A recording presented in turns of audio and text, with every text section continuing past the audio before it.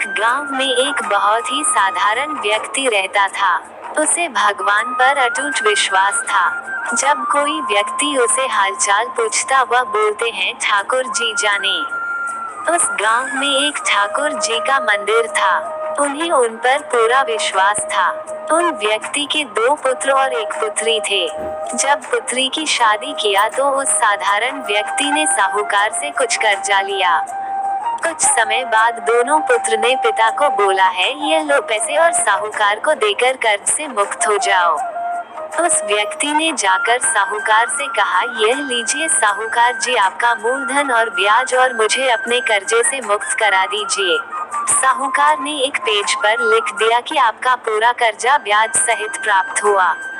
आप कर्जा से मुक्त है।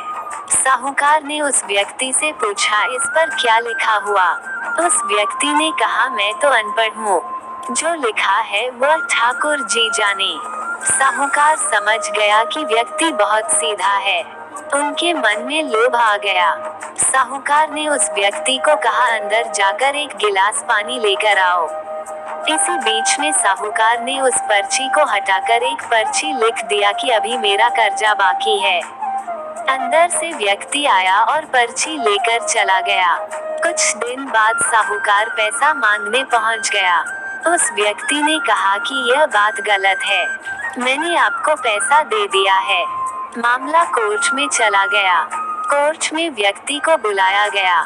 व्यक्ति जोर जोर से रोने लगा और बोला कि ठाकुर जी जानते हैं कि मैंने उसको पैसा दे दिया।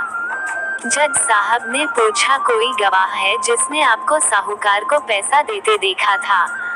उसने कहा हाँ ठाकुर जी है। ठाकुर जी ने मुझे पैसे देते हुए साहूकार को देखा था। जज साहब ने कहा ठाकुर जी को बुलाया जाए। पुलिस वालों ने उस गांव में जाकर लोगों से पूछा ठाकुर जी नाम का कोई व्यक्ति इस गांव में है? उसे कल कोर्ट में आना पड़ेगा। गांव वालों ने कहा ठाकुर जी नाम का कोई भी व्यक्ति इस गांव में नहीं है। ठाकुर जी का मंदिर है।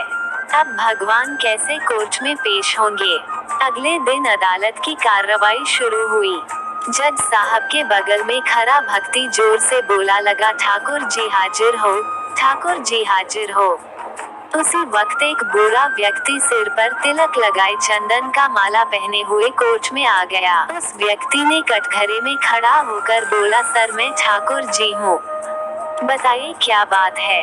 जज साहब ने ठाकुर जी से पूछा क्या आप इस व्यक्ति को साहूकार को पैसे देते हुए देखा था? तब ठाकुर जी ने बोला हाँ जज साहब मेरे सामने में इस व्यक्ति ने साहूकार को पूरे पैसे ब्याज समेत दे दिया था।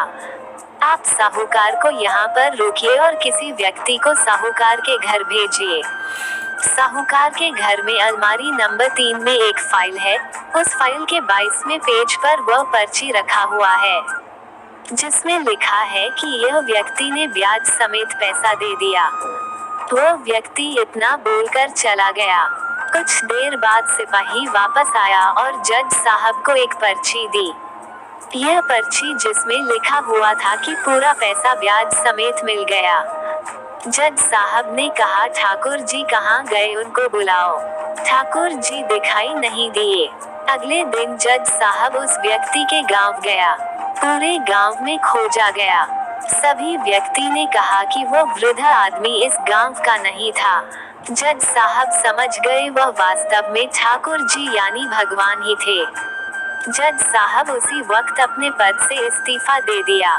जज साहब भारत के सभी मंदिरों में घूम घूम कर उसके दरबार पर मिट्टी को अपने सिर में लगाते थे। किसी मंदिर में बैठते नहीं। जज साहब कहते थे हमने भगवान को अदालत में बुलाकर खड़ा किया था, फिर मैं किसी मंदिर में कैसे बैठ सकता हूँ? इस तरह जज साहब काफी बदल गए। यह कहानी सच्ची घटना है। यदि आपको भगवान पर विश्वास है तो वह जरूर आपको बुरे वक्त में काम आएंगे। आप भले ही किसी धर्म के हो, आपके धर्म जो भी देवता हो उसमें आप विश्वास रखें। जैसे यदि आप हिंदू हैं तो भगवान जैसे कृष्ण, राम आदि, मुस्लिम है तो मोहम्मद साहब, सिख है तो गुरु नानक देव, ईसाई है तो ईसा मसीह इत्यादि।